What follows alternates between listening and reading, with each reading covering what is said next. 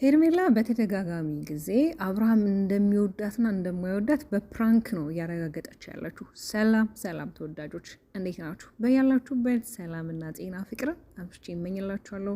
ላይክ ሰብስክራይብ በማድረግ ቤተሰቡ ነው። በነገራችን ላይ እውነት ነው አንድ የተናገረው ነገር አለ። በተለይ ይሄ ትምህርት ነው ለአብዛኞቻችን ማለት ነው። ሰዎችን ፕራንክ ስናረግ የምናረግበት መንገድ አሁን ለምሳሌ አብርሃም ምንድነው ዛሬ የተናገረው ነገር፣ አንዳንዴ ያው እንቀልዳለን እንጫወታለን አይደለ? ግን ደግሞ ይቁም ነገር ነው። ምንድን ያለው እኔ ራሴን ድራይቭ ማረገው ወይ በራይድ አይደለም የምመጣው ወይም ደግሞ ሰው አይደለም የሚያመጣኝና እኔ ራሴ ድራይቭ ስለማረግ አንቻውን በጣም ታመምኩ ብለሽ ስትደውይልኝ በጣም መሪ ራሱ መያዝ አቅቶኝ በጣም እየተርበተበትኩ የመጣሁት አይነት ነገር ነው ያላትና ያው ይሄ ትምህርት ነው ለአብዛኞቻችን ጊዜ ፕራንክ ስናረግ የምናረግበት መንገድ ወሳኝነት አለው። ግን ደግሞ ወይዘሮ ሄርሜላ እንግዲህ አቶ አብርሃም እንደሚወዳትና እንደማይወዳት በዚህ መንገድ አረጋግጣለች። በጣም ነበር ሲርበተበት የነበረው፣ በጣም ነበር ሲጨናነቅ የነበረው። የራሱ በጣም ግራ ገብቶኛል። ይሄ ከአፍላ ፍቅር የሚባለው በጣም ከባድ ነው እና ይመስለኛል እቺ ልጅ እርጉዝ ሳትሆን አትቀርም መሰለኝ። አርግዛ ይሆን እንዴ? መቼም አብርሃም ጾሜን አድሬያለሁ እኮ አይልም ነው ይላል። ወይ ቤተሰቦች፣ እኔ እየተፈጠሩ ያሉት ነገሮች በጣም ግራ የሚያጋባኝ። ጠፋች ብለን ነበረ እና መጥፋቷ ደግሞ አሪፍ ነው እያልኩኝ ነበረ። የሆነ ነገር ቀማ እንደምትመጣ አስቤ ነበረ እና አቤል ደግሞ የዚህ ተባባሪ ነው። በነገሮች ላይ አቤል በጣም በጣም በጣም አብረው እንደሆኑ በጣም ይፈልጋል። አሁን ደግሞ ጀማው በጣም እየሰፋ ነው። በተለይ ማርታ አለች። ማርታ እንግዲህ በጣም ነው ያደነኩ፣ በጣም ነው ለሱ ያለክን ስሜት ያየሁትኝ እኔ በጣም ነው ያደነኩ ብለዋለች። እንግዲህ ይሄ ደግሞ ያው ወንድ ልጅ የሆነ ሲሞጋገስ ምናምን ነገር ደስ ይሏል አይደለ? አረ ቤተሰብ ግን ምን እየተከናወነ ነው? ምን እየተከናወነ ነው?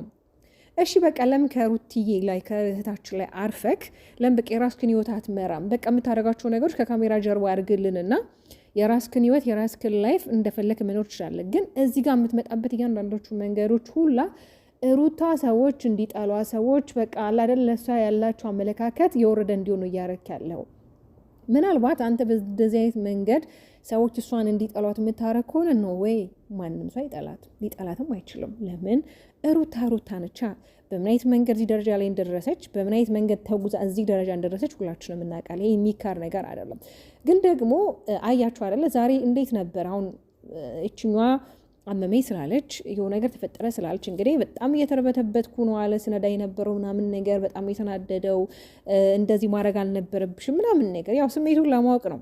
በእርግጥ አንዳንዴ ሰዎችን የሆነ ስለ እናንተ ያላቸው ስሜት የምታውቁት በሆነ አጋጣሚ ነው አይደለ? እሷም ያንን ነገር ፈልጋ ነው ያደረገችው።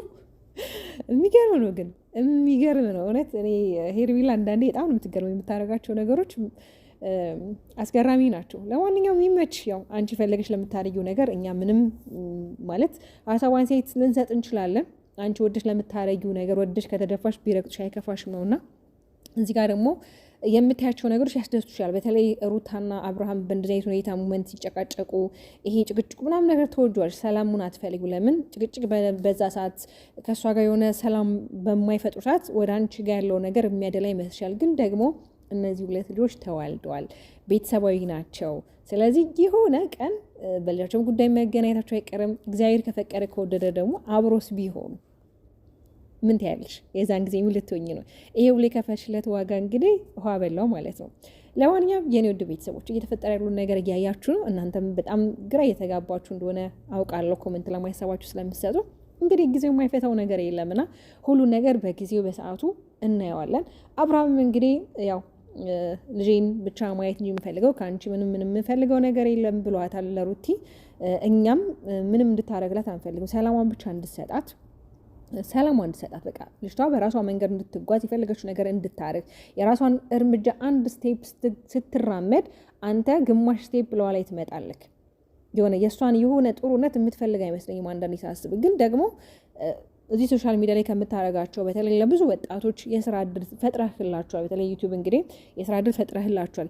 የስራ እድሉ እንድትፈጥርላቸውና አንተም እዚህ ደረጃ እንድትደርስ ግን ሩታ አንተ ህይወት ውስጥ በጣም ዋጋ የከፈልሽ እንስት መሆኗን ግን መርሳት የለብም። ዛሬ ብትጣሉ፣ ዛሬ የሆነ ነገር ቢፈጠር ይሄ ሁሉ የተዋለልክ ውለታ ዝም ብለክ የሆነ ባፈር ማልበስ የለብም። ለማንኛውም ሁሉም ሰው የዘራውን ነው የሚያጭደው። ሁላችንም መልካም ነገር ስናደርግ መልካም ነገር ነው የሚጠብቀን። በእርግጥ መልካም ነገር ስላደረግን ከሰው አይደል መልካም ነገር መጠበቅ ያለብን ከእግዚአብሔር ነውና አንዳንዴ እግዚአብሔር ሰው ይሰጣችኋል። እግዚአብሔር በማታስቡትና በቃ ባልጠበቃችሁ ሁኔታ ሰው ይሰጣችኋል። ያ ደግሞ የሚሆነው የእናንተ መልካምነት ይወስኗል። ለማንኛውም የኔ ወዶች በያላችሁበት ሰላምና ጤና ፍቅር አብዝቼ እመኝላችኋለሁ። ስለምትከታተሉኝ፣ ስለምታዳምጡኝ፣ ሀሳብ አስተያየታችሁን ስለምትሰጡኝ በጣም አድርጌ ነው የማመሰግነው። ወዳችኋለሁ።